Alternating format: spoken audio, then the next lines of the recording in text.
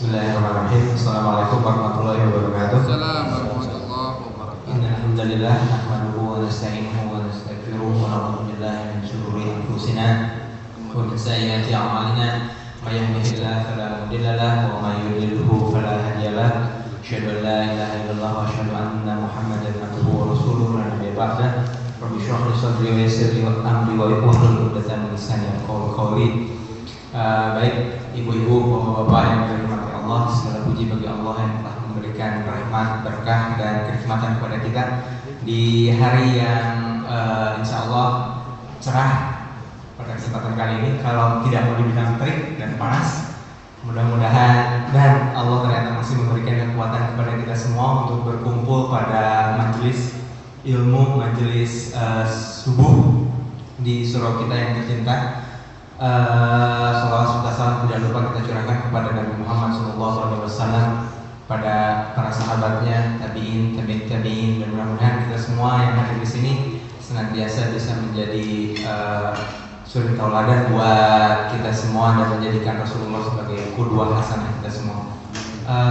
Baik, tanpa memperpanjang waktu, di hadapan kita sudah hadir Ustaz kita yang tercinta, Ustaz Gofar, yang akan menyampaikan materi tentang tafsir Ibnu Katsir dan bahasan-bahasan lainnya. Kepada Ustaz Gofar saya persilakan.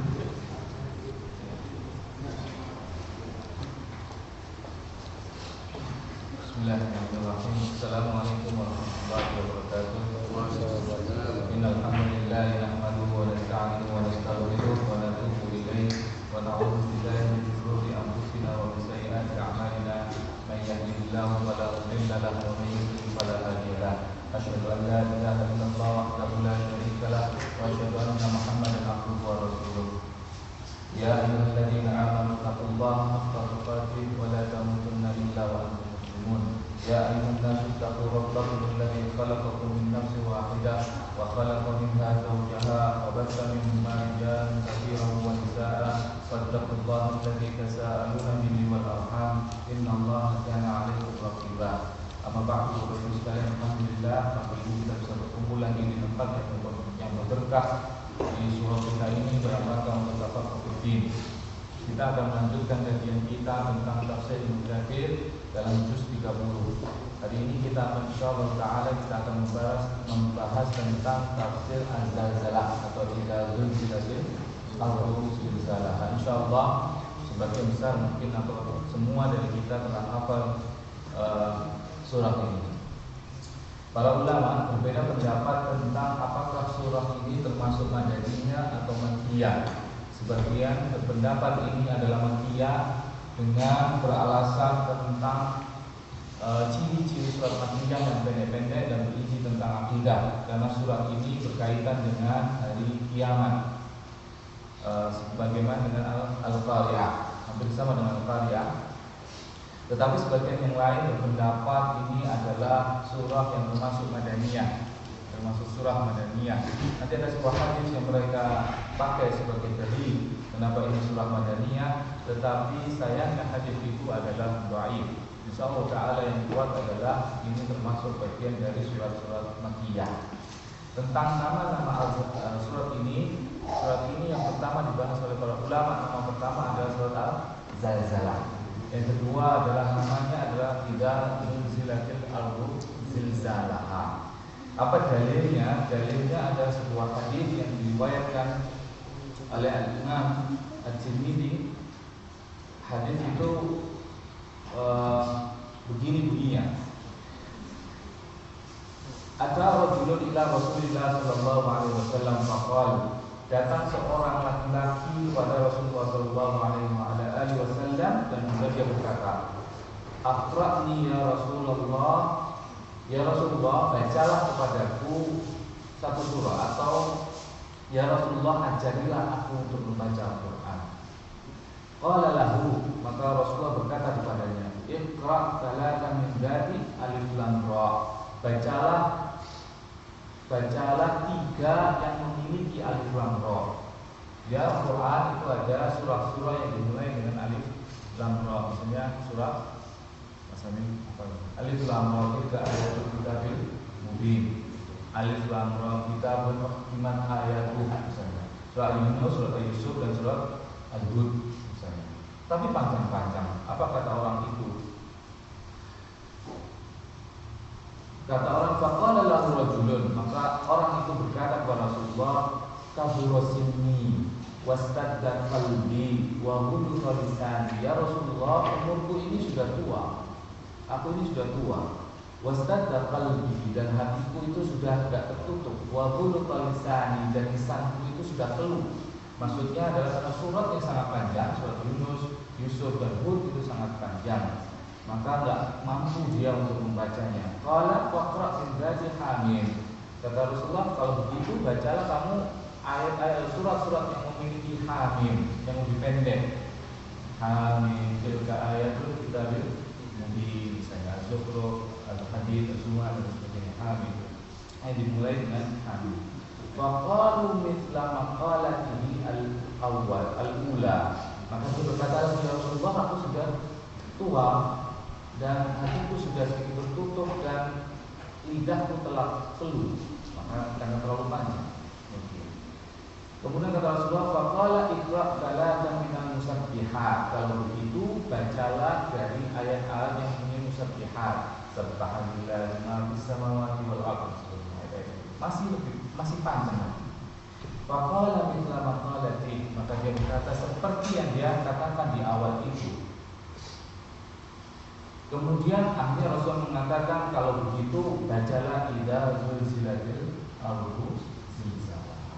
Ya, termasuk kita dalam bahas, termasuk dalam Al-Quran dibagi menjadi 3: Tiwalul mufassal, Awsadul mufassal, dan Fisalul mufassal. Pernah kita bahas.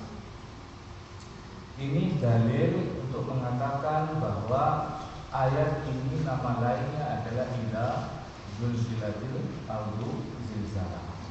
Kemudian tentang fadilah dari surat ini banyak hadis yang dari Rasulullah SAW yang disebutkan kepada Rasulullah SAW, tetapi riwayatnya adalah dhaif dan sebagainya adalah munkar. Misalnya Imam Ibnu Katsir meriwayatkan dari Anas bin Malik, qala Rasulullah SAW, man qara'a idza zulzilatil ujilat lahu bi nisfil Qur'an. Barang siapa yang membaca idza zulzilatil, maka dia sama dengan membaca separuh Al-Qur'an. Hadis ini dhaif. Hadis ini dhaif. Kemudian ada hadis lain dari Thabit, dari Anas juga, qala Rasulullah sallallahu alaihi wasallam, qul huwallahu ahad ta'dilu thulutsal Qur'an, idza zulzilatil ta'dilu rubu'al Qur'an. Sesungguhnya qul huwallahu ahad itu menyamai sepertiga Al-Qur'an, sedangkan idza zulzilatil Qur'an itu seperempat Al-Qur'an. Hadis ini juga dhaif. Hadis ini juga riwayatannya dhaif. Ada hadis lain yang cukup panjang, hadis ini dari Anas bin Malik juga, hadis seperti yang belum nikah, memudahkan. Anna Rasulullah sallallahu alaihi wasallam qala li rajulin min ashabi. Sesungguhnya Rasulullah pernah berkata kepada salah satu laki-laki dari sahabatnya, hal tazawwajta ya fulan, apakah engkau tidak menikah ya fulan? Qala la, wallahi ya Rasulullah, walakin bima atazawwaj. Tidak ya Rasulullah, aku tidak memiliki sesuatu dariku yang memungkinkan aku untuk menikah. Karena sahabat ini miskin. Qala alaysa ma'aka qul huwallahu ahad? Qala bala. Apakah Rasul berkata, apakah engkau hafal qul huwallahu ahad? Maka sahabat itu berkata, iya ya Rasulullah. Qala thulutsal Qur'an, itu qul huwallahu ahad itu sepertiga Al-Qur'an. Qala alaysa ma'aka idza jaa'a nasrullahi wal fath? Apakah engkau hafal idza jaa'a nasrullahi wal fath? Qala bala ya Rasulullah. Qala rubu'ul Qur'an, itu adalah seperempat Al-Qur'an. Qala alaysa ma'aka qul ya ayyuhal kafirun? Qala bala. Qala rubu'ul Qur'an. Apakah engkau hafal qul ya ayyuhal kafirun? Ya Rasulullah, itu adalah sama dengan seperempat Al-Qur'an. Alaysa ma'aka idza zulzilatil ardu, apakah engkau hafal idza zulzilatil ardu zilzalaha? Qala ruhul Quran, itu adalah seperempat Quran. Pada zawwaj, maka engkau dengan dengan hafalan. Tetapi hadis ini juga hadis ini juga wallahu ta'ala. Tentang fadilah idza zulzilat ini, sebenarnya saya belum ada hadis yang sahih mengenainya tentang fadilah. Itu tentang fadilah tidak zulzilatil ardu zilzalaha. Kita bahas tentang apa maknanya secara singkat. Idza zulzilatil ardu zilzalaha, apabila bumi diguncang dengan seguncang-guncang, apabila bumi diguncang dengan sekuat-kuatnya. Wa akhrajatil ardu athqalaha, dan bumi mengeluarkan beban-bebannya. Athqalaha dari jamak thaqala. Wa akhrajatil ardu athqalaha, dan bumi mengeluarkan beban-bebannya. Wa qala al-insanu ma laha, dan manusia berkata ma laha, apa yang terjadi? Yauma idzin tuhadditsu akhbaraha, maka pada hari itu tuhadditsu akhbaraha, bumi menceritakan, mengabarkan, membicarakan akhbaraha, kabar-kabarnya. Bi anna rabbaka awhalaha, dengan sesungguhnya karena Tuhan Rabbaka, Tuhanmu awhalaha, telah memerintahkan kepadanya. Yauma idzin yasdurun nasu ashtatan liyuraw a'malahum, pada hari itu manusia akan keluar menuju suatu tempat ashtatan, dengan bermacam-macam. Untuk apa? Yuraw a'malahum, untuk dinampakkan, diperlihatkan bagi mereka amal-amal mereka. Faman ya'mal mithqala dzarratin khairan yarah, barang siapa yang beramal dengan sebesar atau seukuran seberat zarrah khairan, sebesar zarrah kebaikan, yarahu, maka dia akan melihatnya. Wa man ya'mal mithqala dzarratin syarran yarah, barang siapa yang beramal dengan sebesar atau seukuran zarrah satu kejahatan, yarahu, maka dia akan melihatnya. Qala Ibnu Abbas mengatakan idza zulzilatil ardu zilzalaha ay taharrakat min asfaliha, yaitu bumi akan bergetar atau bergerak min asfaliha, dari bawahnya. Karena memang maklum bahwa gempa bumi itu berasal dari bawah, dari batuan. Taharrakat min asfaliha, ini penafsiran Ibnu Abbas. Wa akhrajatil ardu athqalaha, yakni alqat ma fiha minal mauti, yaitu bumi itu akan mengeluarkan dari dalamnya orang-orang sesuatu yang telah mati. Memang berbeda pendapat para ulama menafsiri wa akhrajatil ardu athqalaha, dan bumi itu mengeluarkan beban-bebannya. Ada dua penafsiran. Yang pertama, juga ada hadisnya. Penafsiran pertama adalah bumi itu nanti dengan gempa itu akan mengeluarkan semua bebannya, yaitu apa yang dikandungnya. Yang dikandungnya itu termasuk benda-benda logam. Dan ada sebuah hadis dari Rasulullah, hadis ini riwayat Muslim sahih, dari Abu Hurairah qala Rasulullah sallallahu alaihi wasallam tuqiul al-ardhu aqlada biha amdal uswan min al-dhahab wal fiddah. Bumi itu akan memuntahkan aflad kabiha amdal uswan, akan memuntahkan dari dalamnya aflad itu apa namanya, perbendaharaan-perbendaharannya.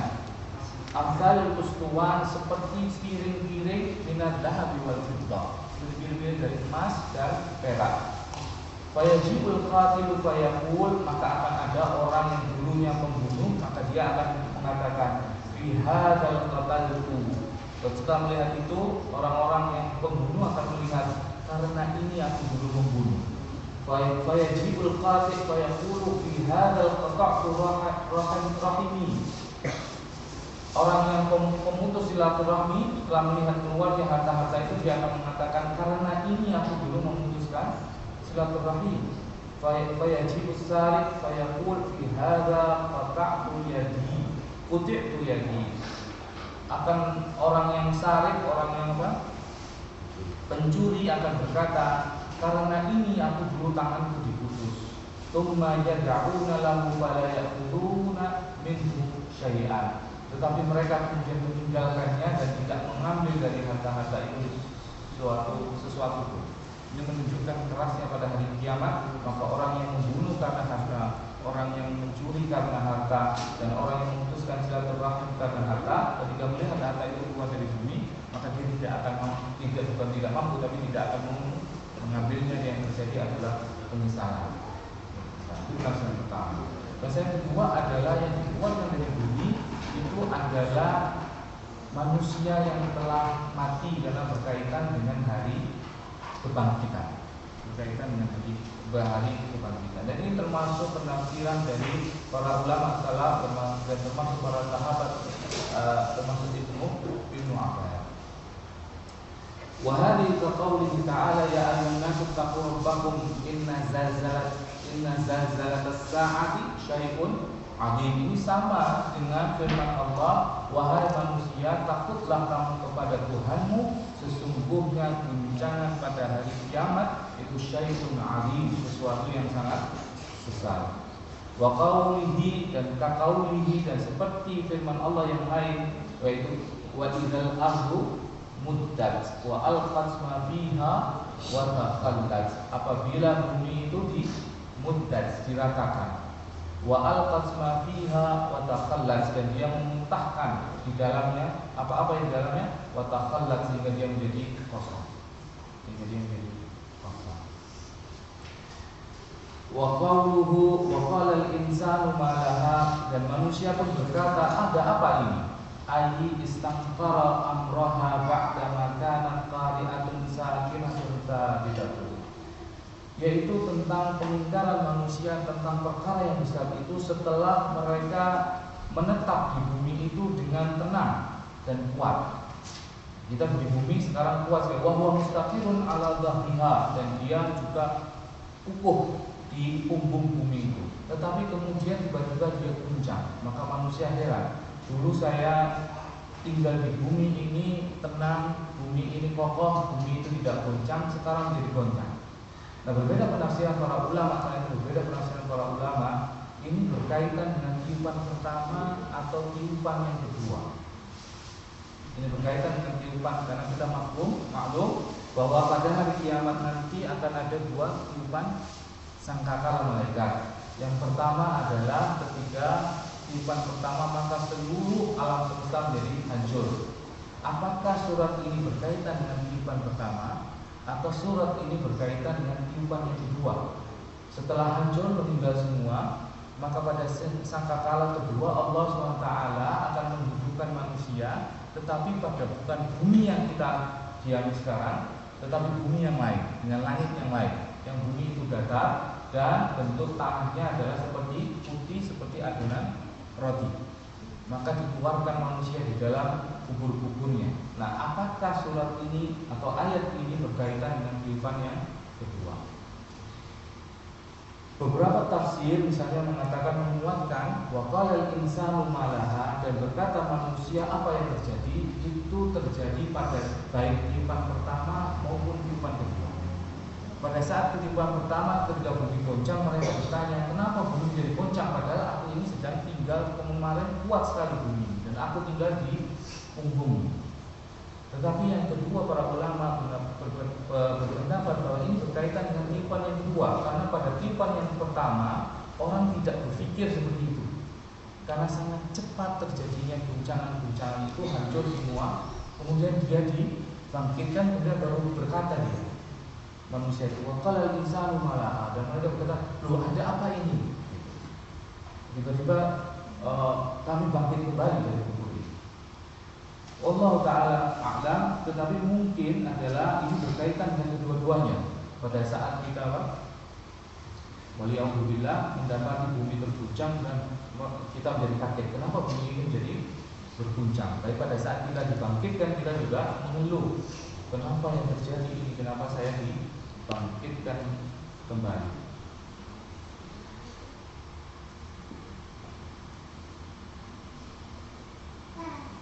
Nah, apa maksud dari ayat selanjutnya, yaitu Yauma idzin tuhadditsu akhbaraha. Dan pada hari itu bumi mengkabarkan kabar-kabarnya.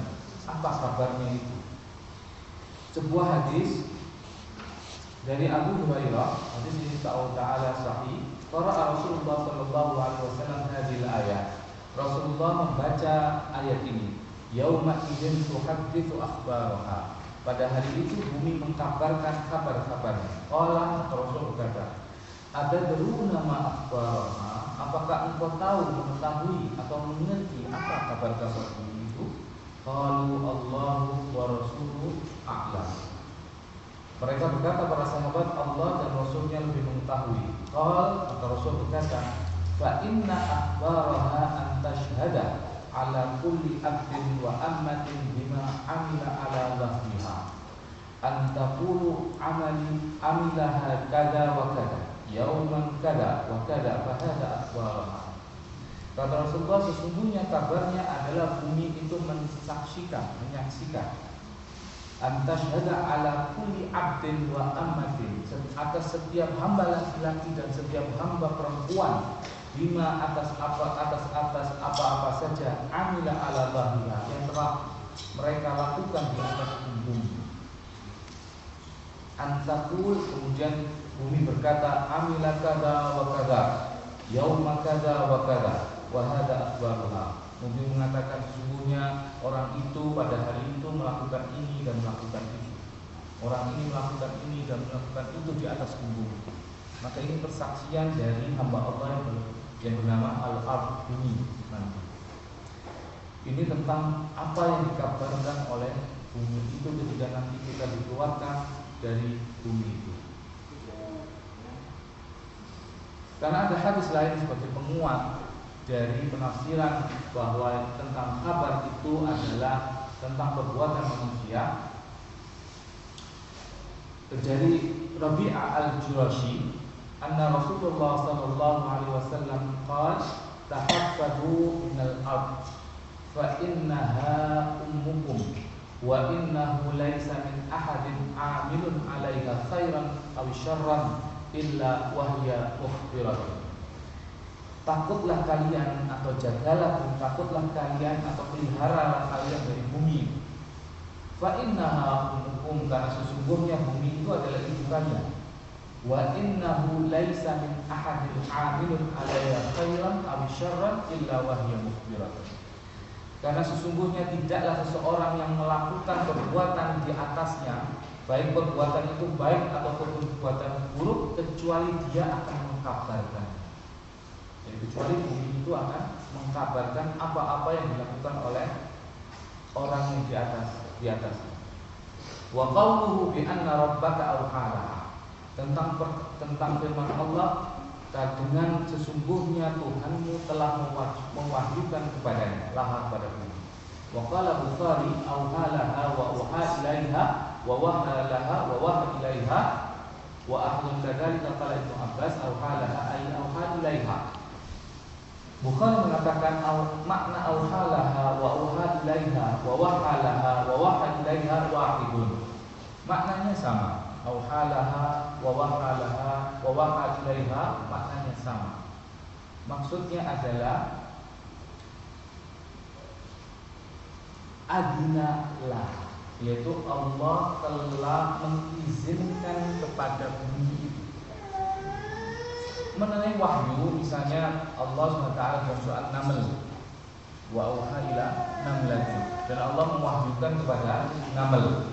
Perkataan sama perkataan firman Allah ini dengan firman Allah yang lain, yaitu Allah mewahyukan kepada binatang. Nah ini Allah mewahyukan kepada bumi. Maksudnya adalah Allah mengizinkan atau Allah memerintahkan kepada bumi untuk mengkabarkan apa-apa perbuatan manusia yang ada di punggungnya. Wa qawluhu yawma idhin yasdurun nasu ashtatan, dan tentang firman Allah pada hari itu manusia akan keluar, yasdurun nasu, keluar manusia ashtatan, dengan berbagai macam. Ayyarji'una an mawaqifil hisab ashtatan, ayyi anwa'an wa asnafan ma baina syaqiyyun wa sa'idun ma'murun bihi ilal jannati wa ma'murun bihi ilan nar. Yaitu manusia akan kembali dari tempat-tempat hisab perhitungan dengan ashtatan, dengan berbagai macam keadaan, anwa'an, macam-macam dia kan, asnafan dan golong-golongan. Ma baina syaqiyyun wa sa'idun, yaitu ada golongan yang syaqiyyun celaka, wa sa'idun dan golongan yang bahagia. Ma'murun bihi ilal jannah, yang bahagia nanti digiring menuju surga, dan yang syaqiyyun ma'murun bihi ilan nar, yaitu digiring ke neraka. Qala Ibnu Jarir yatasadda'una ashtatan fala yastami'una akhar ma 'alaiha. Ada pendapat lain yang disebut dengan ashtatan, walaupun pendapat ini maknanya hampir sama, yaitu dari Ibnu Jarir. Ibnu Jarir mengatakan manusia itu yatasadda'una ashtatan, akan bercerai-berai. Mereka akan bercerai-berai tergantung pada urutan golongan-golongannya. Golongan-golongannya, ada golongan yang bahagia, ada golongan yang celaka. Ada keadaannya yang buta, ada keadaannya yang berpenglihatan. Ada yang nanti berkeringat sampai di kaki saja, ada yang berkeringat sampai di lutut, ada berkeringat sampai di leher, ada yang sampai tenggelam dalam lehernya. Maka keadaan manusia pada saat itu memang bermacam-macam. Untuk apa bumi mengabarkan dan untuk apa kita nanti digolong-golongkan seperti itu? Wa qaulu ta'ala yurau a'malahum, untuk dinampakkan bagi mereka amal-amalan mereka. Liya'malu wa yujazu bima amilu fid dunya min khairin wa syarrin, yaitu untuk diperlihatkan kepada mereka wa yujazau bima amilu fid dunya, dan untuk mereka dibalas terhadap apa-apa yang mereka lakukan di atas dunia, min khairin, baik kebaikan, wa syarrin, maupun dalam kejelekan. Walihadza qala, oleh karena itu berkatalah Allah, wa may ya'mal mithqala dzarratin khairan yarah wa may ya'mal mithqala dzarratin syarran yarah. Maka barang siapa yang beramal dengan ukuran zarrah, sebesar zarrah kebaikan, maka dia akan mengetahui. Dan barang siapa yang beramal sebesar zarrah, maka dia juga akan mengetahui. Maka dia juga mengetahui. Apa itu zarrah? Berbeda-beda penafsiran para ulama, bahkan mungkin berevolusi penafsiran para ulama tentang zarrah. Dulu di sini misalnya Imam Mu'tadir itu mengutip pendapat yang mengatakan zarrah itu adalah ukuran sebesar asgharu namal, yaitu ukuran semut yang paling kecil. Jadi semut yang paling kecil.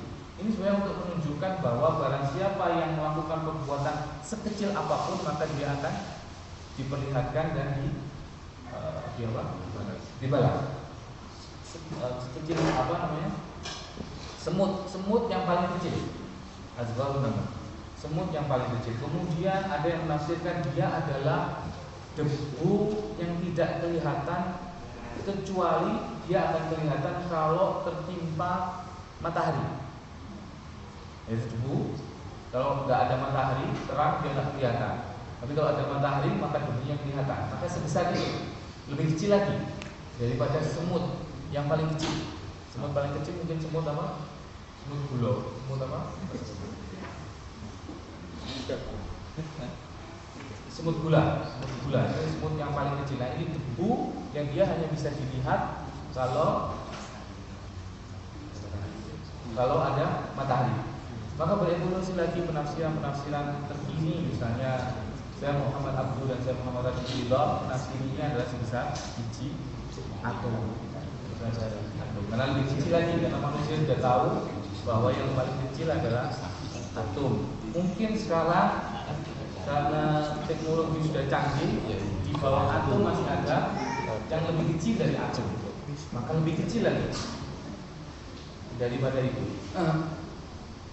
Banyak hadis yang menguatkan ini. Ada sebuah riwayat tentang asbabun nuzul dari ayat ini. Yaitu pada zaman dahulu para sahabat itu atau manusia pada zaman Rasulullah sebelum ayat ini turun itu tidak mau bersedekah dengan sesuatu yang kecil, karena mereka menganggap sesuatu sedekah yang kecil atau kebaikan perbuatan yang kecil itu tidak mendapatkan pahala.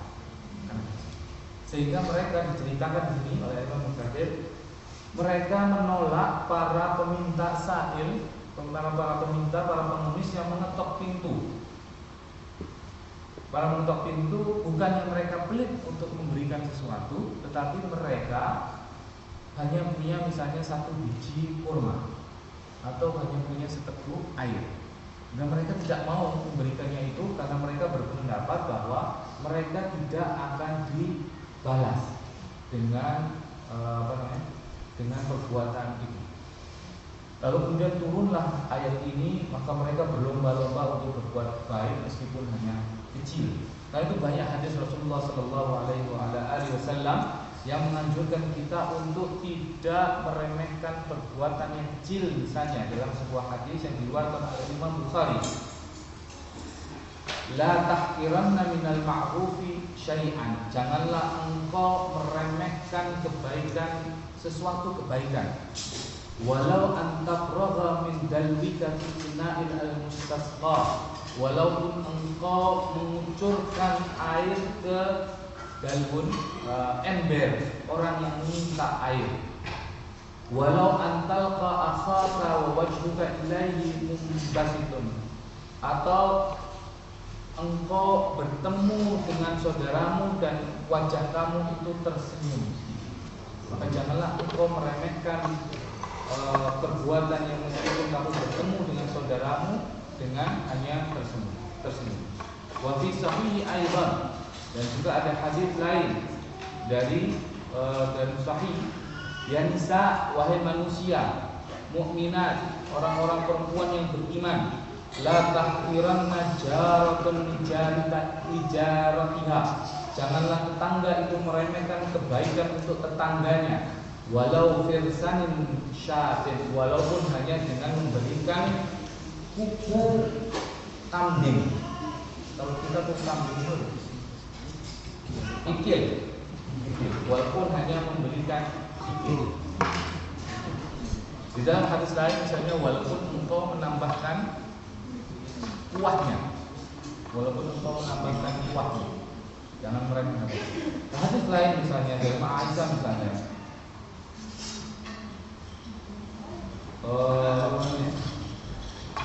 Aisyah telah mengatakan bahwa dia itu menyukai untuk bersedekah hanya dengan sebutir inap itu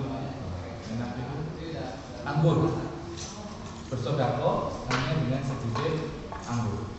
Maka turunnya ayat ini adalah untuk teguran kepada kita yang tidak mau atau menganggap bahwa perbuatan yang kecil-kecil itu tidak berpahala. Tetapi sesungguhnya perbuatan yang kecil-kecil itu bisa jadi di sisi Allah SWT itu nilainya besar. Tetapi juga dosa yang kecil-kecil itu juga jangan diremehkan, karena ada sebab nuzulnya juga tentang riwayat bahwa sebagian orang pada saat itu meremehkan dosa-dosa kecil, karena kata mereka la yutalawamun, mereka tidak akan dicela dengan perbuatan dosa kecil. Misalnya apa? Misalnya adalah berbohong, berbohongnya ringan. Ono panganan di meja, ono apa nih, cuma piring ditutupi misalnya. Itu bohong, tapi dianggap remeh oleh mereka. Atau nadharah itu adalah mempertelengi, kalau laki-laki perempuan. Biasanya kita sekarang itu telengi madang mencicili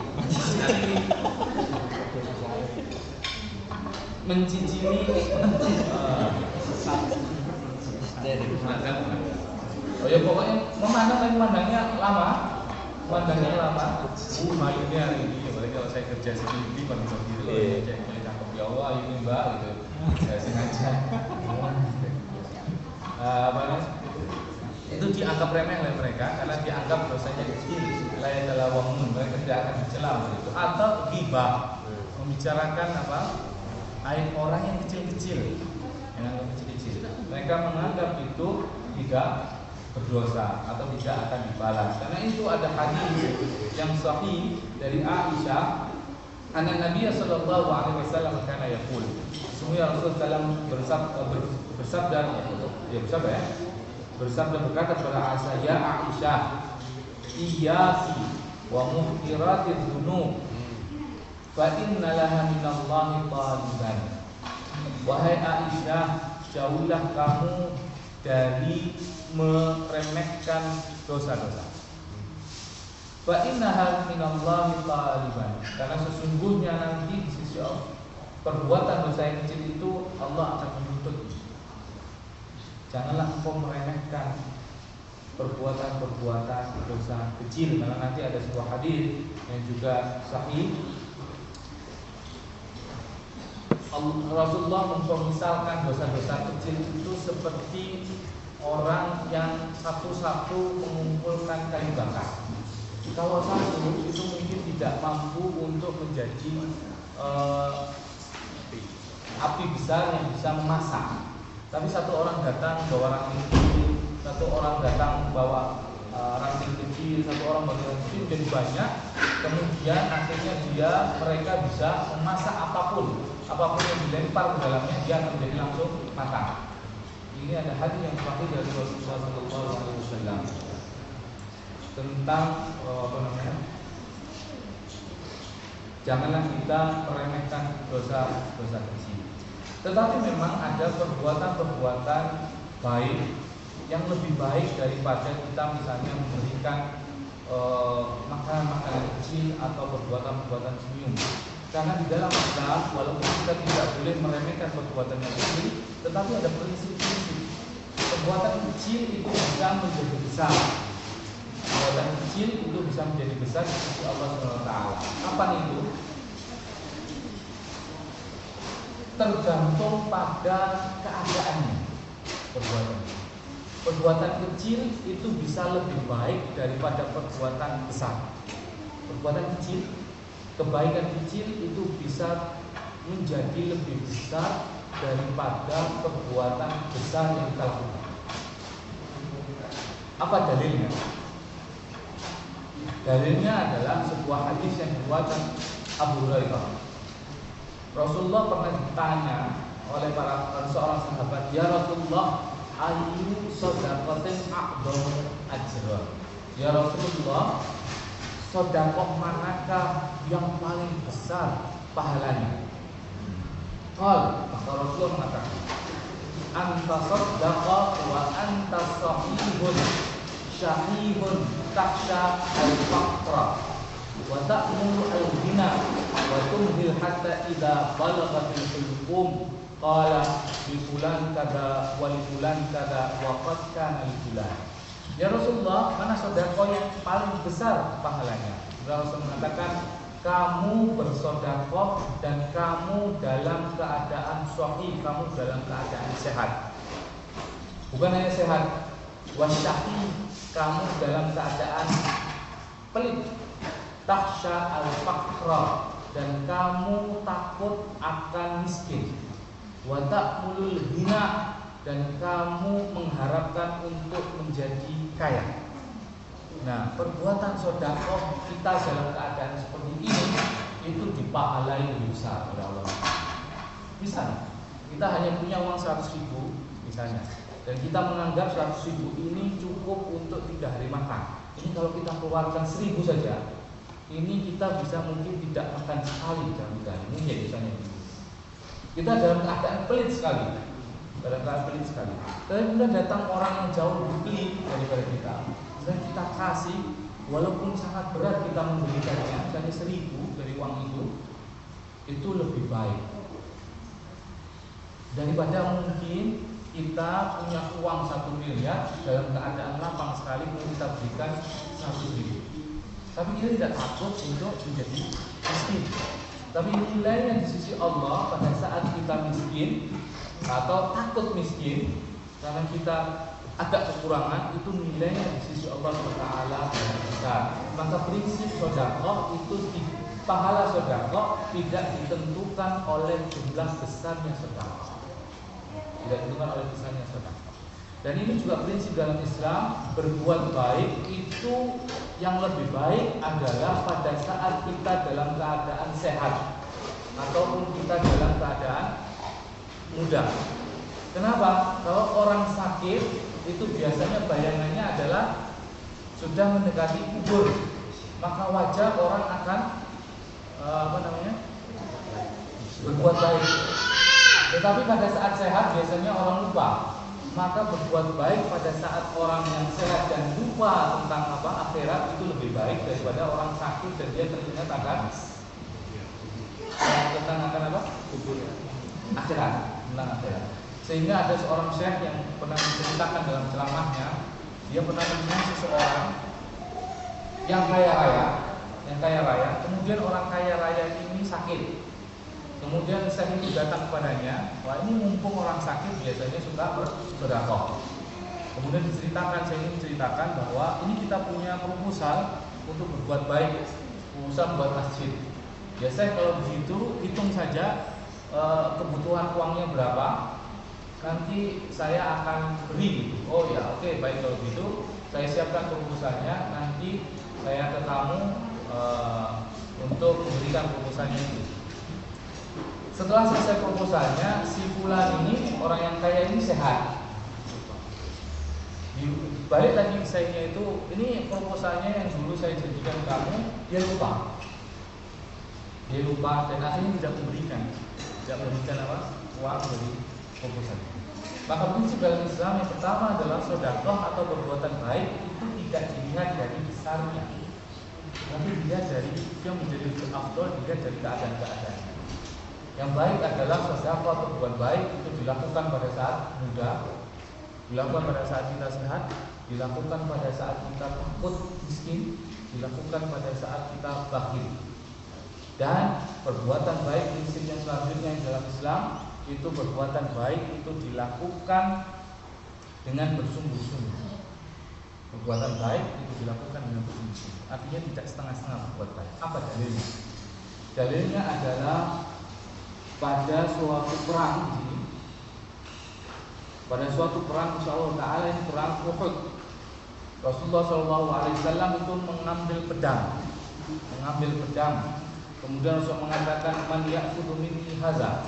Kata Rasulullah, siapa yang menginginkan untuk mengambil pedang ini darimu?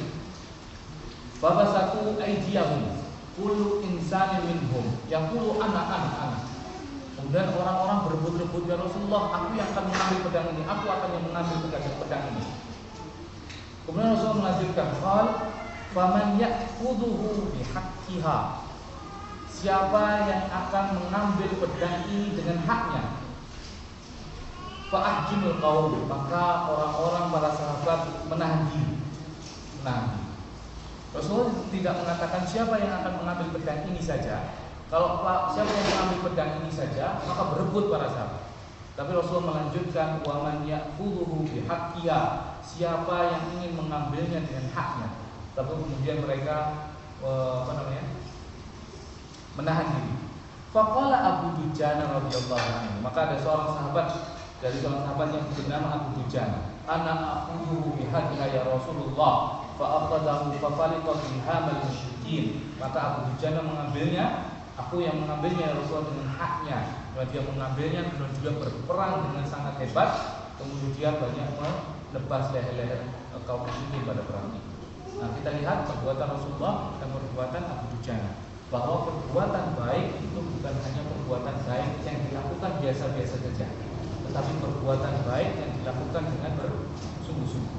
Para sahabat syaratnya, para sahabat itu menahan diri bukan mereka tidak mau berbuat baik, tetapi mereka menahan diri karena takut tidak bisa memenuhi hak dari pedang.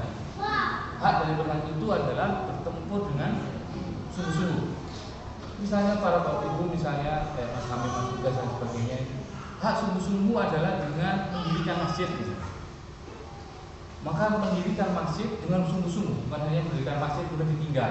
Turun lunas ditinggal layu. Tinggal belakang layu.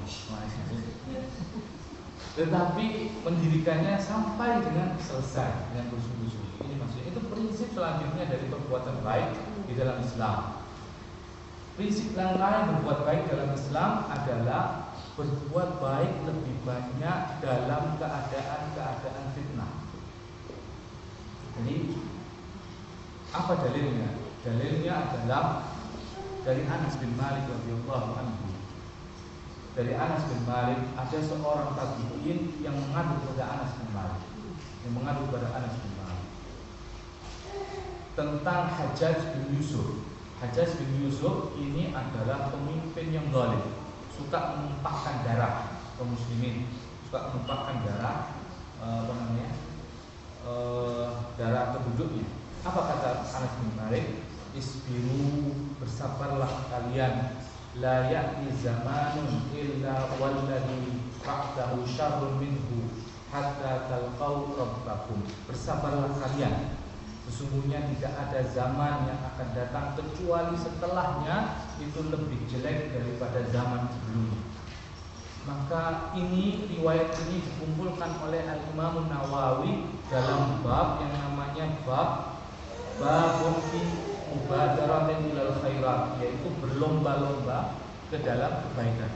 Kenapa hadis ini atau riwayat ini dimasukkan oleh Al-Imam Nawawi pada bab untuk berlomba-lomba dalam kebaikan? Ini menunjukkan tentang prinsip berbuat baik, yaitu berbuat baik yang baik dan dianjurkan berbuat baik itu pada saat di mana fitnah itu banyak. Maka pada saat kondisi atau kita berada pada tempat yang banyak fitnahnya, maka kita dianjurkan untuk lebih banyak berbuat baik. Misalnya kita menganggap bahwa di sini banyak fitnahnya, banyak cobaannya, misalnya kemana-mana melihat perempuan setengah telanjang, maka di tempat itu maka kita dianjurkan untuk berbuat baik agar apa? Agar Allah SWT menghindarkan kita dari efek-efek buruk daripada perbuatan-perbuatan jelek. Atau mungkin di Indonesia lebih banyak misalnya pembunuhan lebih banyak apa, maka pada saat itu kita dianjurkan untuk lebih banyak berbuat baik. Itu prinsip-prinsip dalam Islam, bahwa perbuatan baik atau sedekah tidak dilihat dari jumlahnya. Perbuatan baik yang terbaik akan dilakukan pada saat kita kuat.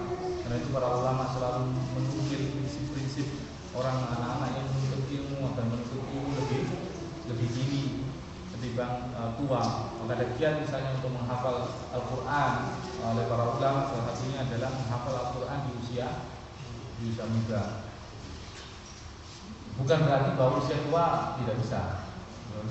Beberapa ulama misalnya Imam Abu Hanifah, kemudian ada seorang ulama saya lupa namanya, yaitu ulama yang mantan perampok. Jadi dia itu adalah perampok yang sangat ditakuti ulama ini. Dan ini ulama nanti menjadi salah satu ahli hadis yang paling terkenal. Ulama ini dia merampok, kemudian sangat terkenal kalau orang menuju Mekah itu pasti dirampok sama dia. Sampai suatu waktu dia mau merampok, dia sembunyi di balik batu. Kemudian orang yang mau dirampok itu menyebut namanya. Oh, hati-hati, ayo cepat-cepat kita pergi, sebentar lagi itu kemungkinan datang, baju muncak datang. Dia mendengar itu, dia sadar ternyata dia selama ini ditakuti. Dia baru sadar kalau selama ini ditakuti. Kemudian dia bertobat, kemudian dia menuntut ilmu, dia hafal Al-Quran, hafal hadis, ribuan segala macam. Sehingga setiap kali dia sholat dia menangis, dan dia mengingat dosa-dosanya pada saat dia merampok.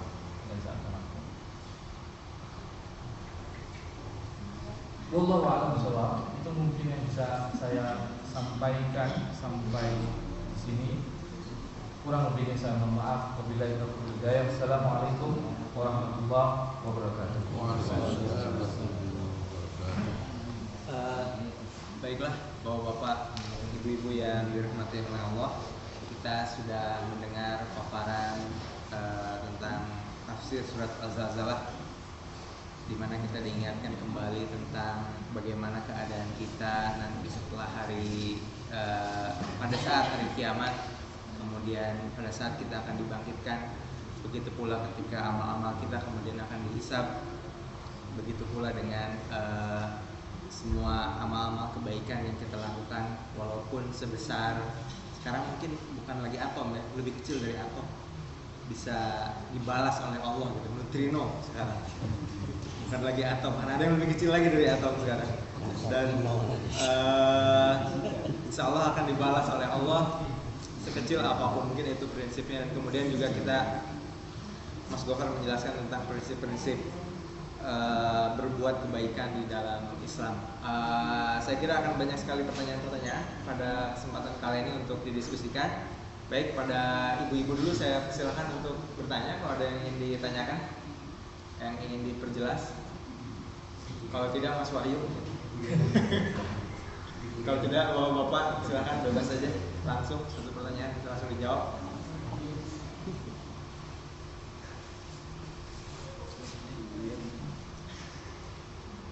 Pak Wahyu ada?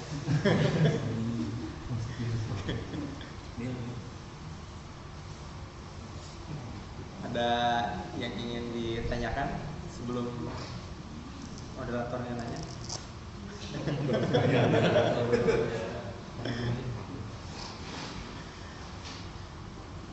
Mas Ugas ada?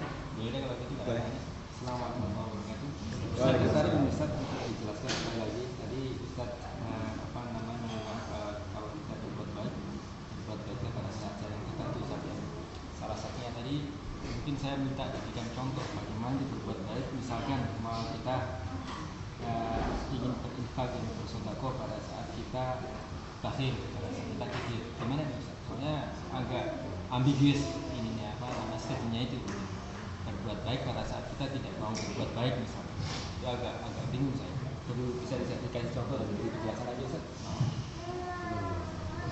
Semakin berat, adalah prinsip Islam, semakin berat amalannya dalam hati seseorang, maka semakin besar pahalanya.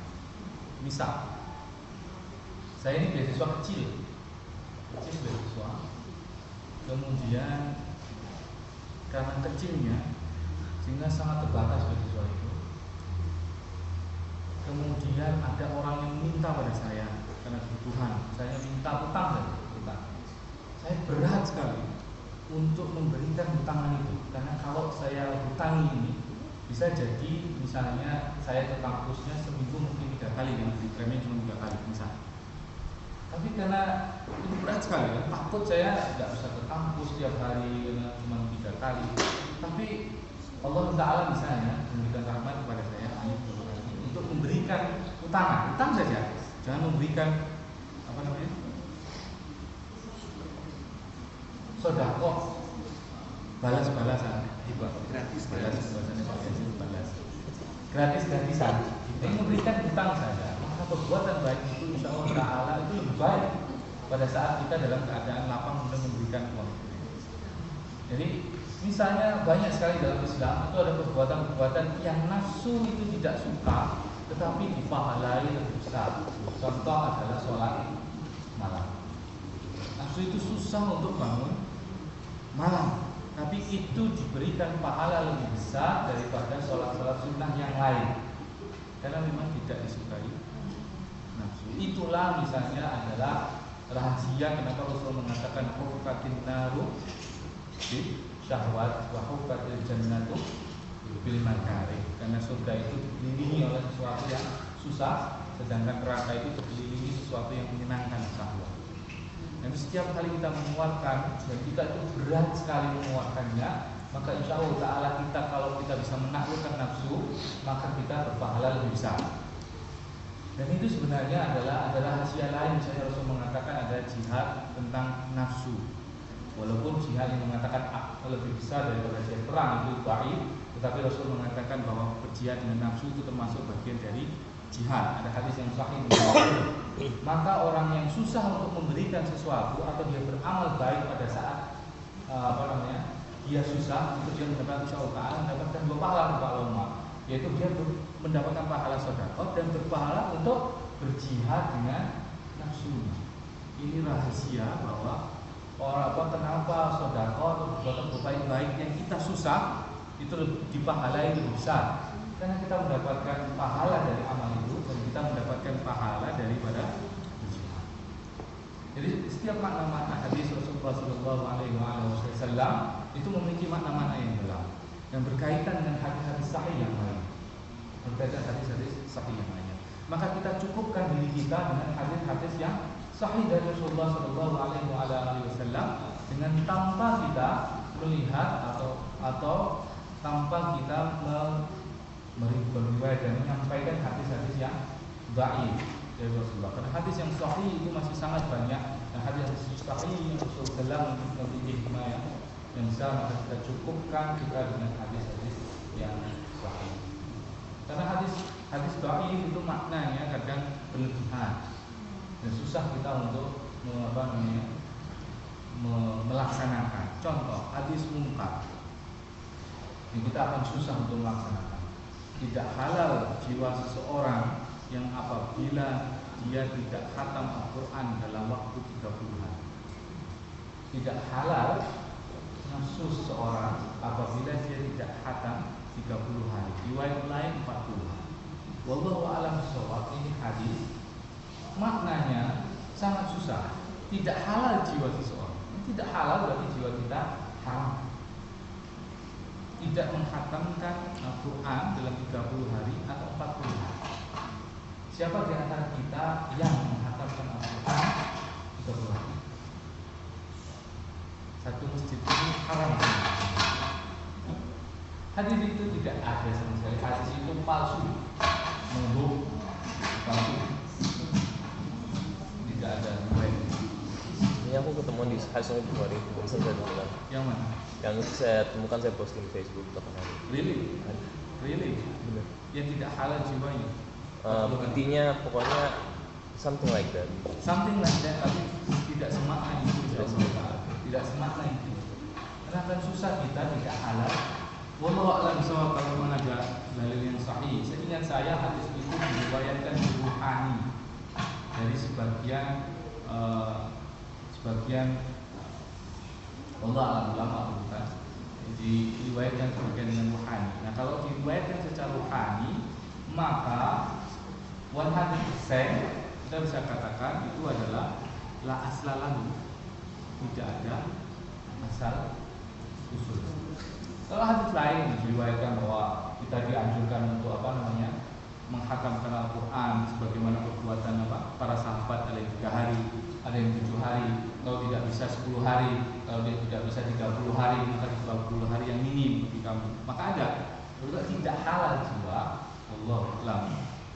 Tidak halal jiwa. Kalau riwayat itu tentang kalau sehari bisa sampai 10 kali, ada para ulama yang sehari sampai 10 kali, ada sehari sampai sekali, 3 hari sekali, 5 hari sekali, 10 hari sekali, kemudian 30 hari sekali, minim 30 hari sekali, dikatakan itu menurut riwayat itu memang ada di dalam sebagian para sahabat. Tetapi bukan berarti bahwa kemudian nafsunya, jiwanya tidak ada. Ya, silakan. Oh, silakan Pak. Bentar ya Pak. Ini kalau kita seandainya menolong orang, terus dan gak ikhlas waktu itu karena dia punya cita-cita yang baik, namanya mau berusaha, terus mau suat dan sebagainya.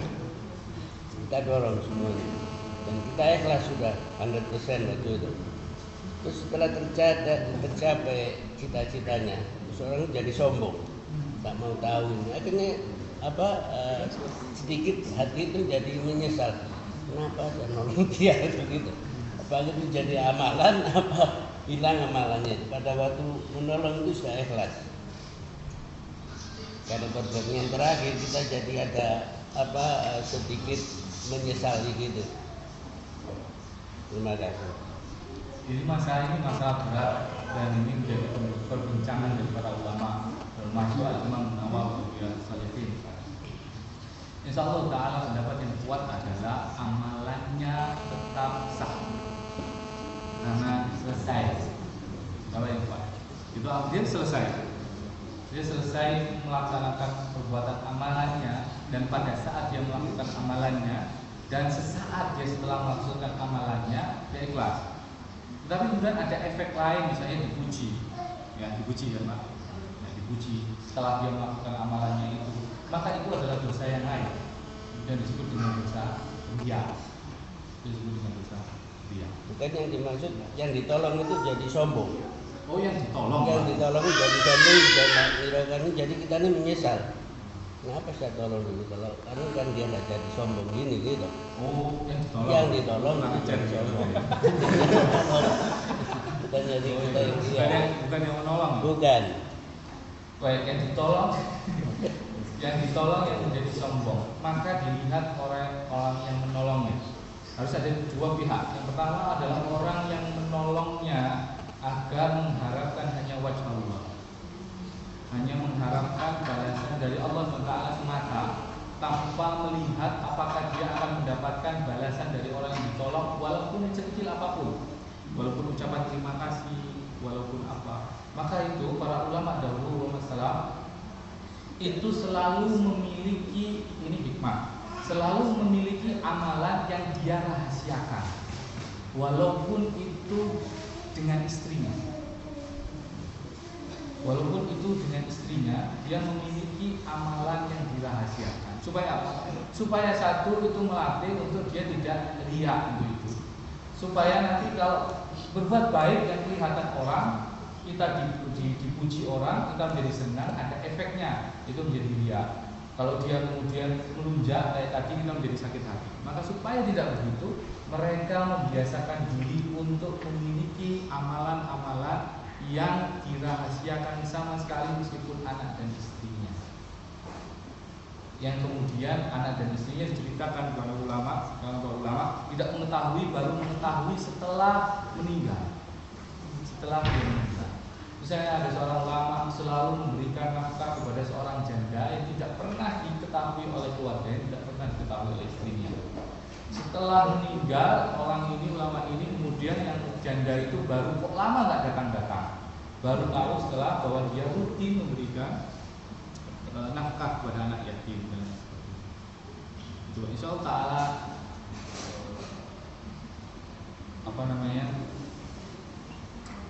yang mujak itu kurang ajar, tetapi ada baiknya orang yang menolong juga hanya mengharapkan wajah Allah. Baik, ada Mbak. Tadi mau yang ditanyakan Pak Udas, tapi akhirnya yang Pak Yas juga.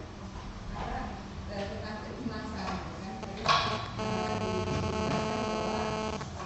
Imbalan itu lebih besar apabila kita ini kan sulit sekali perbuatannya. Dengan keikhlasan di mana kita kalau kita bersedekah, kalau besar kayak tadi uangnya segitu, terus kita sudah makan segitu, terus daripada bisa kita sedekahkan kita jadi pahala enggak? Yang pasti adalah sedekah atau perbuatan baik yang tidak diikhlaskan karena Allah Taala tidak senilai ya Allah. Tentang beratnya kita melakukan perbuatan baik itu bukan berarti tidak ikhlas. Ini dua pembahasan yang berbeda. Ini adalah pembahasan tentang bagaimana sulitnya perbuatan baik itu disukai oleh syahwat manusia. Tentang susahnya perbuatan baik itu disukai oleh syahwat manusia. Maka semakin besar beratnya itu dalam hati manusia, maka semakin berpahala. Bukan berarti tidak ikhlas. Berarti tidak. Itu pembahasan yang lain tentang masalah keikhlasan. Tentu sebuah perbuatan. Nanti ini ada sebuah hadis yang tidak saya baca. Ada sebuah hadis yang cukup panjang dari Rasulullah SAW tentang kuda. Kata Rasulullah SAW, kuda itu untuk 3 orang. Kuda itu bisa berpahala, bisa menghasilkan pahala bagi orang, bisa menghasilkan sitrun, yaitu penjagaan Allah, penutup Allah dari aib dia. Dan kuda itu bisa menjadi dosa bagi dia. Ini Ini kalau kita analogkan sekarang, kita tidak naik kuda, tapi kita naik mobil. Kata Rasulullah, orang yang menunggangi kuda dan dia ingin berbuat baik karena dengan kudanya itu, yang mengatakan dengan kuda itu dan ikhlas karena Allah SWT, maka ketika dia menunggang kuda, dia berpahala setiap langkah kudanya. Kemudian apabila kudanya itu diberi makan di rumput, di rumputan, di robatok, dikekang kudanya, ditaleni kudanya di padang rumput, kemudian makan, maka setiap rumputnya dimakan itu pahala bagi kuda penunggang. Kalaupun kuda itu kemudian lepas, maka setiap langkah kuda dan kotoran yang keluar dari kuda itu adalah pahala baginya. Tetapi ada juga kuda, mobil kita itu menjadi sikrun, penutup aib kita. Kapan itu? Yaitu orang yang dia tidak bisa bersedekah dengan kudanya itu, tapi dia menahan diri dari meminta-minta. Maka dia berusaha dari kudanya itu untuk mencari nafkah. Dia mencari nafkah dengan kudanya itu supaya dia tidak meminta-minta, supaya dia bisa mencukupi dirinya. Maka kuda itu bisa menjadi penutup aibnya. Allah Ta'ala menutupi aibnya. Tetapi kuda itu bisa menjadi dosa kapan yusrun, yaitu apabila menungganginya dengan sombong dan riya karena menunggangi itu. Maka kuda itu mobil atau sepeda motor kita, insya Allah Ta'ala bisa menjadi dua bagi kita. Apalagi yang orang bagi-bagi dan dia ingin mencukupi dirinya supaya dia tidak meminta-minta, maka satu dia bisa menjadi sitrun.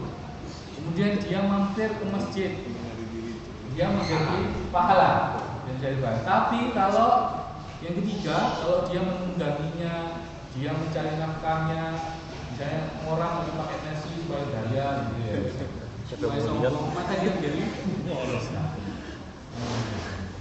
maka apapun yang ada dari kita, insya Allah Ta'ala itu bisa menjadi siktun dan bisa menjadi pahala. Jadi bukan masalah BMW atau Mercy-nya ya, bisa aja mobil yang udah mau rusak ya sombong ya, susah ya. Tetap aja Mazda jadi kalau Mas Amas itu HP-nya sejuta umat yang mungkin sombong. Saya biru. Baik, kayaknya Mas Iwan kan dia mau enggak ya? Ada pertanyaan, Mas? Assalamualaikum warahmatullahi wabarakatuh. Saya tertarik dengan asbabun nuzul ini ya, setelah ini ya itu orang itu meremehkan perbuatan kecil atau dosa kecil. Mungkin kayaknya masih relevan di hari ini. Maksudnya saya pribadi masih sering meremehkan yang kecil-kecil gitu ya. Saya sifatnya sama yang dosa kecil berapa. Meskipun kita saya ragu entah itu dalam sisi makanan, dalam sisi ada kita melalaikan sholat atau apapun lah ya, sifatnya wajib gitu ya. Kadang kita masih meremehkan. Saya juga masih meremehkan. Yang ingin saya tahu apakah dengan kita banyak beramal gitu ya, dengan banyak sedekah waktu kita dalam kondisi sulit, waktu kita dalam keadaan bakhil atau yang lainnya, apakah itu akan intinya apakah itu akan membantu kita untuk dari hal yang itu, terus apakah itu akan membantu untuk mungkin menghapuskan dosa kita gitu ya, untuk karena kita melalaikan yang kecil-kecil itu atau bagaimana? Maksudnya relevansi ini, misalnya kalau kita beramal berinfak dalam kondisi yang sulit itu, bagaimana itu bisa membantu kita untuk mencegah misalnya kita melalaikan yang kecil-kecil atau meremehkan yang kecil. Mungkin kalau misalnya saya ini kan misalnya kita terbiasa ini melalaikan atau meremehkan perbuatan dosa yang kecil, Dosa atau pahala? dosa yang kecil. Nah, ini misalnya kalau kita beramal soleh, tidak berinfak dalam kondisi yang kecil, membantu kita untuk tidak meremehkan lagi gitu ya menurut saya. Apakah itu nanti bisa membantu kita untuk lebih care, dan hati kita itu apakah itu nanti bisa membantu kita untuk tidak meremehkan lagi gitu yang kecil-kecil gitu, atau mungkin malah menghapus saya kira yang kecil-kecil gitu. Atau Wallahu a'lam bishawab. Saya tidak tahu apakah kita dengan tidak meremehkan perbuatan-perbuatan baik yang kecil itu bisa membantu kita untuk tidak meremehkan dosa-dosa kecil. Wallahu a'lam. Saya tidak tahu apakah bisa atau tidak. Tetapi memang saya bacakan saja tentang asbab nuzul ayat ini dari Imam Mufassir. Karena muslimuna yarau annahum la yujaruna ala syai'in qalilin alladhi a'tahu. Pada saat itu kaum muslimin berpendapat bahwa mereka tidak diberi pahala dengan perbuatan baik yang mereka berikan. Fayajibul miskini ila abwabihi fayastaqilluna ayyaqahu al-qamar wal qasra wal jauzah wa nahwi dzalik. Maka mereka menahan diri untuk tidak memberikan kepada orang-orang yang meminta itu dari potongan-potongan roti atau satu butir kurma. Fayarudduna wa yaqulun, mereka pun menolak para kaum miskin itu dan mengatakan ma hadza bi syai'in innama nujaru ala ma nuqta wa nahnu nuhibbu. Ini sesuatu yang remeh. Aku hanya bikin sesuatu yang remeh. Maka kami tidak diberi pahala tentang apa-apa yang kami berikan kecuali kami itu besar dan kami menyukai satu pihak. Tetapi di pihak lain wakana akharuna, ada dua pihak.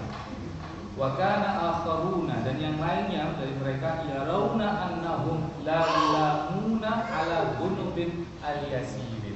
Dan mereka sebagian yang lainnya menganggap bahwa mereka tidak akan dicela, dalam artian akan dibalas dosa mereka atas dosa-dosa yang ringan. Maka ada dua pihak. Ada dua pihak. Wallahu a'lam. Kenapa begitu? Nanti ada tulisannya. Innama wa'adallahu an-nara 'alal kaba'ir. Mereka beranggapan bahwa sesungguhnya neraka itu hanya disediakan bagi dosa-dosa besar, dari dosa-dosa.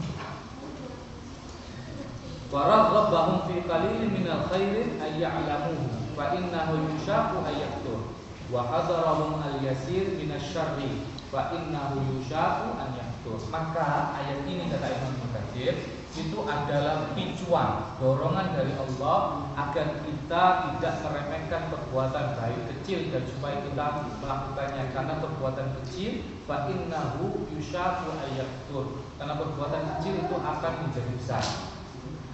Wa hadarahum al-yasir, dan Allah Ta'ala memperingatkan mereka minasyari, yasiri minasyari, sesuatu yang ringan dari keburukan. Fa innahu yushaqu an yaktur, karena sesungguhnya dia juga bisa berkumpul menjadi besar. Dan itu menjadi dua pihak. Mungkin Allah alam ada orang yang dalam kebaikan dia tidak pernah meremehkan, tetapi di dalam apa? Di dalam dosa dia meremehkan. Ada mungkin sebaliknya, orang yang dosa kecil tidak meremehkan, tapi perbuatan kecil, perbuatan baik kecil dia meremehkan. Insya Allah salah. Coba contoh, Bang Nil pernah ditegur orang, pernah bercerita ditegur orang dengan keras di masjid. Karena apa? Pakai sendal. Oh, pakai sendal. Karena pakai sendal. Maka dia sebenarnya kalau kita perhatikan, dia tidak meremehkan perbuatan jelek kecil, yaitu memakai sendal ke dalam masjid karena akan mengotori masjid.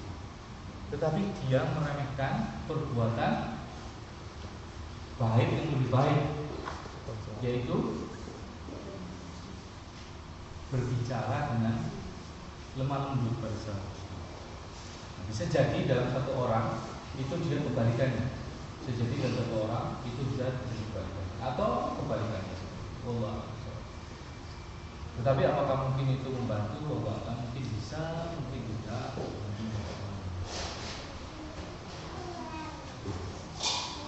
Baiklah, Pak Eko, masih sudah puas? Oke.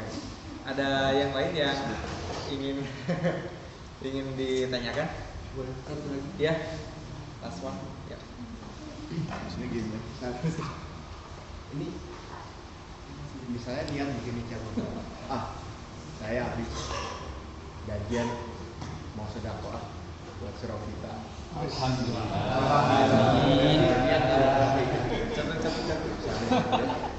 Udah dipandain nih.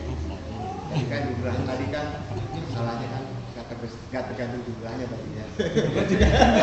Cuma $5. Cuma udah diniatin ya.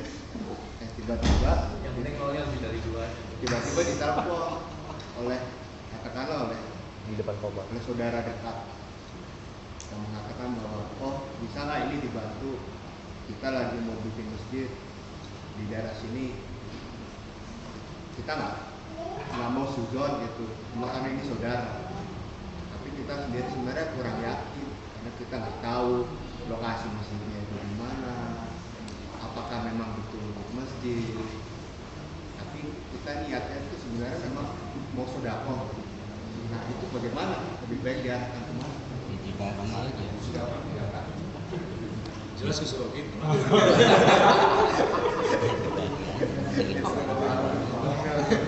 Itu pendapat yang biasa. Nah, prinsip lain yang mungkin lupa, tapi bukan lupa sebenarnya karena kita sudah sering membahas tentang satu prinsip dalam Islam dalam berbuat baik, yaitu perbuatan baik itu yang baik adalah yang lebih baik adalah perbuatan baik itu sesuai dengan prioritas dan keadaan. Ini sebagaimana kita membahas tentang tafsir Al-Ma'un itu mungkin yang ketiga kalinya kita bahas. Misalnya adalah kata para ulama, sedekah yang terbaik bagi orang yang kelaparan adalah memberikan makan. Sedekah yang terbaik bagi orang yang bodoh adalah dengan mengajari. Sedekah terbaik bagi orang yang sakit adalah dengan mengobati. Itu adalah prinsip dalam Islam. Yang kemudian turun al-ma'un dan sebagainya itu. Nah, sekarang itu yang pertama. Yang kedua adalah prinsip lain dalam Islam, berbuat baik itu didahulukan untuk keluarga dekat dan tetangga dekat. Yang dekat ini. Sehingga kalau semuanya berfokus pada tetangga dan keluarga dekat, maka semua keluarga menjadi baik. Tidak kita kemudian melihat tempat yang jauh. Prinsip selanjutnya dalam berbuat baik adalah di dalam usul fikih misalnya dibahas kita memilih maslahat yang lebih besar. Kita lebih memilih maslahat yang lebih besar. Nah kalau kita lihat, kalau misalnya kita sudah berniat untuk bersedekah ke masjid, waktu sudah kita, kemudian tiba-tiba saudara kita menelpon, maka kita lihat apakah itu keperluannya untuk saudara kita. Kalau misalnya untuk saudara kita itu sakit, maka yang diafdal adalah memberikan kepada saudara kita yang sakit. Kalaupun kita punya kelebihan, misalnya masih ada lebih, baru kita berikan kepada surau. Tapi kalau sama-sama masjid, maka kita dilihat lingkungan kita yang paling dekat adalah kecuali misalnya masjid di Melbourne ini sudah terlalu banyak. Sedangkan di desa yang akan kita bangun dulu, masjidnya tidak ada sama sekali dan baru akan menjadi masjid itu yang baru dibangun. Maka masalahnya adalah lebih besar daripada di sana.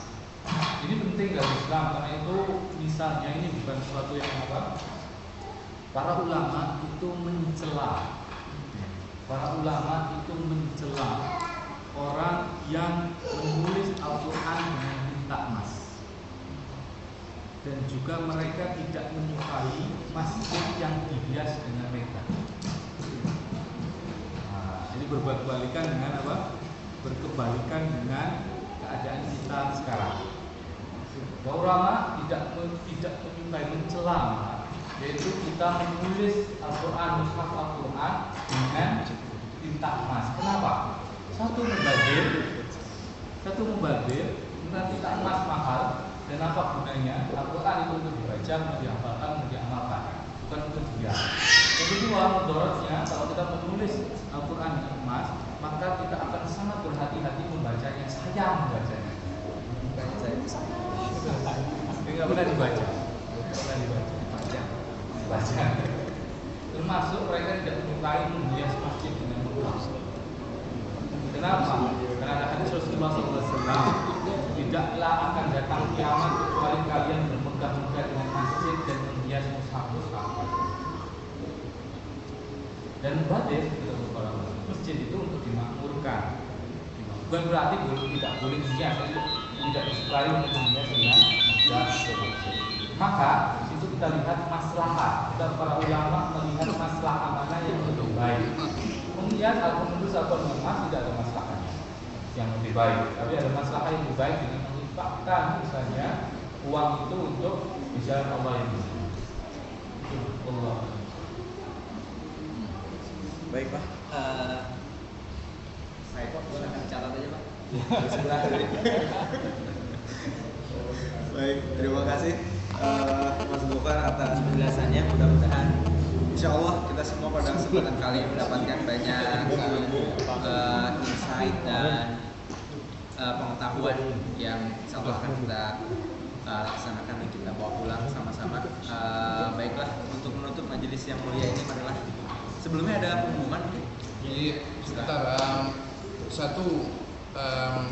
Assalamualaikum warahmatullahi wabarakatuh. Pertama-tama ini saya mohon maaf, kami mohon maaf ini. Jadi khususnya kepada para ibu-ibu yang kemarin, khususnya kepada para ibu-ibu yang menggunakan surau kita kemarin, karena mungkin pas nggak tahu kegiatan azhar apa gitu di sini hari Friday dan sangat amat panas di sini gitu, sehingga kenyamanan barangkali agak sedikit berkurang gitu. Tapi insya Allah kami akan teman-teman surau kita akan mengusahakan untuk kita menginstall split cooler dan heater. Berani siap nyumbang Mas. Ini sudah senyum-senyum itu berarti sudah. Tapi insya Allah akan kita usahakan sebagai usaha kita untuk semakin banyak kegiatan di sini. Jadi kami atas nama surau kita mohon maaf itu kemarin, dan insya Allah akan kita usahakan secepatnya.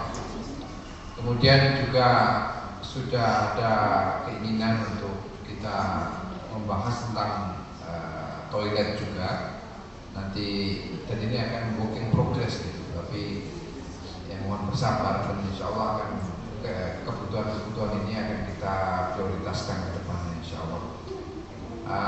Kemudian yang kedua, kita juga kemarin kedatangan tamu itu sudah saya dapat amanat ini dari Fairlady Foundation. Ini ada Turkish visit ke ke Turki sana dengan grup dari beberapa orang gitu dari sini. Kemudian sekitar 12 hari untuk pergi ke sana, dan kosnya sekitar 2.500 kalau nggak salah. Kemudian ada informasinya, ini kita coba tempel di sini. Kemudian yang ketiga ini masalah koperasi. Nah, ini saya silakan kepada yang punya koperasi. Matur nuwun sekali. Assalamualaikum warahmatullahi wabarakatuh. Assalamualaikum. Sebenarnya saya cuma mau mengamalkan ilmu yang diberikan sama Ustadz kita hari ini, Ustadz. Jadi tadi beliau bilang bahwa amal yang kecil itu, Ustadz, kalau dilakukan dengan sungguh-sungguh, Ustadz, insya Allah nanti dicatatnya di sana menjadi besar, Ustadz. Nah, apalagi kalau sungguh-sungguhnya seperti menjadi ini untuk surau kita, Ustadz. Insya Allah di sana. Nah, amalan kecil yang insya Allah akan kita berikan kesempatan kepada Bapak Ibu. Mungkin banyak yang sudah melakukan survei online. Cuma saya sudah ngeprint beberapa printeran atau beberapa printout yang saya bawa hari ini. Saya minta tolong bahwa kalau Bapak dan Ibu yang merasa belum melakukan survei online untuk membantu koperasi kita ini mendapatkan barang-barang yang sekiranya sangat dibutuhkan untuk dijual di Go-Rugi. Seperti yang dibilang sama Bapak Ketua Takmir tadi, salah satu tujuan didirikannya Go-Rugi adalah untuk dipergunakan kembali keuntungan yang kita dapatkan dengan seperti yang sudah tadi, dengan membeli atau mengadakan split cooler, dan juga insya Allah kita juga akan menambah toilet dan tempat insya Allah. Mungkin saya langsung aja, mungkin bukan buat bapak-bapak ini, kalau bapak udah nggak mungkin begini dan ini masih saja. Ada ibu-ibu yang sekiranya langsung aja, mungkin nggak terlalu banyak. Ada ibu-ibu yang belum mengisi survei online-nya. Saya minta tolong kalau sudah semua, soalnya saya dapat very good response. I think we got close to 50-60 people already yang sudah melakukan survei. Tapi kalau ada yang belum, saya minta tolong untuk mengisinya hari ini. Terima kasih sudah dari Ustaz. Assalamualaikum warahmatullahi wabarakatuh. Baiklah, makanannya sudah siap. Jadi marilah kita tutup majelis ini dengan membaca hamdalah, alhamdulillahirobbilalamin, istighfar, astagfirullahaladzim, Quran surat Wal-As. Bismillahirrahmanirrahim. Wal-As, innal insana lafi khusrin illa allazina amanu wa amilus shalihat wa tawassaw bil haqq wa tawassaw bis sabr. Dan doa kafaratul majelis, subhanakallahumma wa bihamdik, asyhadu an la ilaha illa anta, astaghfiruka wa atubu ilaik. Assalamualaikum warahmatullahi wabarakatuh. Waalaikumsalam warahmatullahi wabarakatuh.